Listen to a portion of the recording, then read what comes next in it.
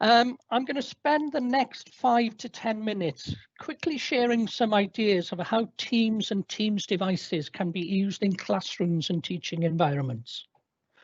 Some are particularly relevant at the moment. However, I'm sure you can think of scenarios that can help with learning outcomes once everything gets back to a level of normality, hopefully by next year with the news from the current vaccines. Although I'm talking about Teams here, all the devices are relevant for other technologies such as Zoom. Next slide, please, Tom. As you can see from the slide, there are a whole range of devices available for the teaching environment and for students. Some or most of you may have run a remote meeting or lesson by now, using whatever hardware you have to hand, from laptops, desktops and tablets, using cameras and microphones built into devices. However, good quality cameras and handsets can make a big difference to your students' experience, and we have a range of good quality devices to suit your budget. However, a device you may not be familiar with is a Teams handset, such as the one on the top of the slide. This is a traditional phone handset which includes a camera and a display and allows you to take part in a meeting from a single device. And it frees up room on your desk if space is limited. The teaching devices on the left of the slide are meeting devices, and we will see how they can be used in the classroom as we move on. So let's have a look at some example setups. So next slide, please, Tom. So I'm sure you're all familiar with this, as we discussed earlier, where a teacher is presenting their lesson and students are participating from home. For better results, consider using additional devices. Take the headset, for example. A good headset can drown out background noise, allowing you to concentrate on your teaching. This is a fairly typical setup at the moment, used by many people. But if we move on, we can see some more interesting setups. So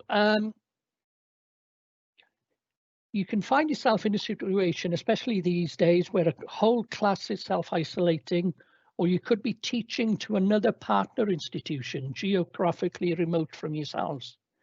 Imagine the saving in travel time you could achieve by delivering remotely to these students.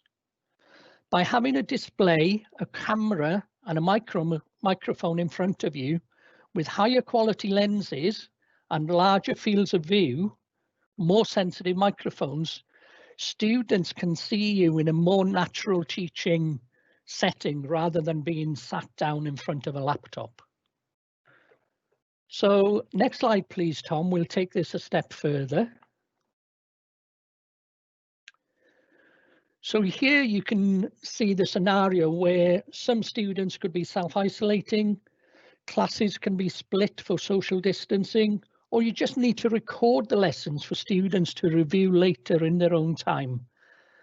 And by having the lessons recorded, they can be uploaded to Microsoft Stream for review by students later, either students that have missed the lesson or who aren't able to attend because of social distancing. If you wanted, you could also edit these recordings in Creative Cloud before you upload them. The setup is the same as before, with a camera in front of you, with a mic and the display that you can see.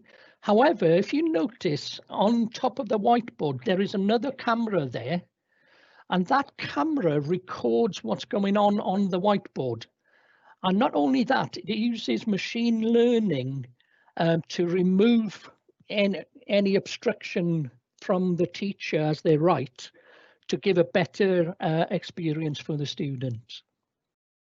So next slide, please, Tom. So this is taking it even further, and you can have a really interactive experience by having further cameras distributed across the classroom. This allows you to switch the camera feed and audio to bring students into the lesson and obviously be included in your recordings at the end of the lesson. So look at one final scenario. Next slide, please, Tom. So this is definitely a more traditional way these devices have been used in a meeting room with everybody around a meeting table, such as a staff meeting room. And you can then include staff that are remote, even in other establishments, by using Teams and Teams meetings devices. Okay, next slide, please, Tom. So finally, just to summarize, to get the best results, use equipment that is designed for purpose so that the quality of the meetings is optimal for your remote participants and for recording lessons for absent students or for revision, for instance.